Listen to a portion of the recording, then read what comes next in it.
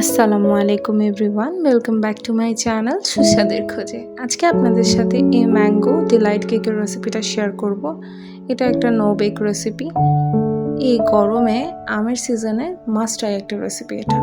প্রথমে এখানে 1 cup whip cream নিয়ে আমি ভালোভাবে হুইপ ক্রিমটাকে বিট করে নিচ্ছি।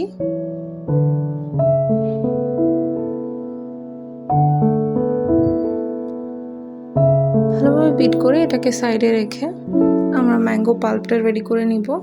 এখানে ব্লেন্ডার জারে আমি দিয়ে দিচ্ছি 1 কাপ ফ্রেশ ম্যাঙ্গো পাল্প,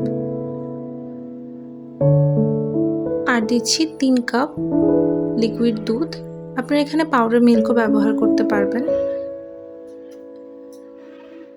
এরকম একটা লাইট কনসিস্টেন্সি হলে আমি এটাকে ব্লেন্ড করা অফ করে দিয়েছি। এবার পাউরুটিগুলোকে এই আম আর দুধের পিউরিতে ভালোভাবে সোক করে নিব। আচ্ছা, আপনারা এখানে কিন্তু শুধুমাত্র পাউরুটি না, বাইরে কিনতে পাওয়া ফ্রুট কেক দিয়েও লেয়ারিংটা করতে পারেন, বাট পাউরুটিটা সবার জন্য সহজলভ্য হওয়াতে আমি রেসিপিটা পাউরুটি দিয়ে দেখাচ্ছি।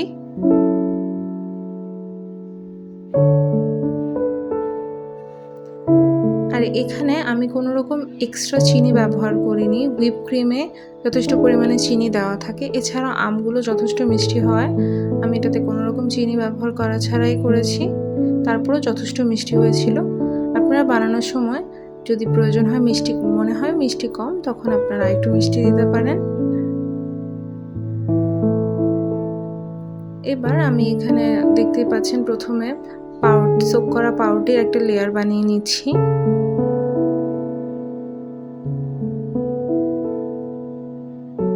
এরপর পাউরুটির উপরে আমরা হুইপ ক্রিমের একটা লেয়ার দিয়ে দিব।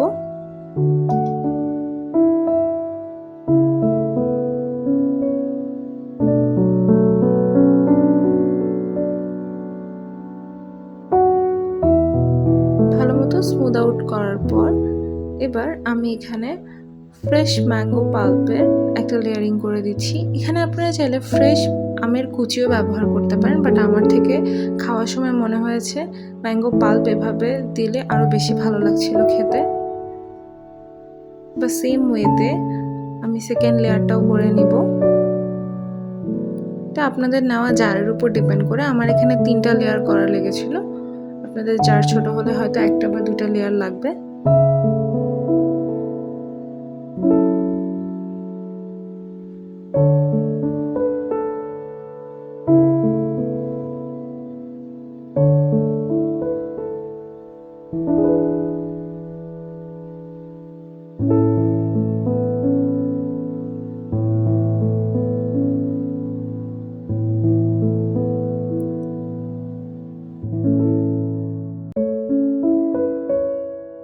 সবটা ভালোভাবে স্মুথ আউট করে আমি এটাকে 2 ঘন্টার জন্য রেফ্রিজারেট করে নিব।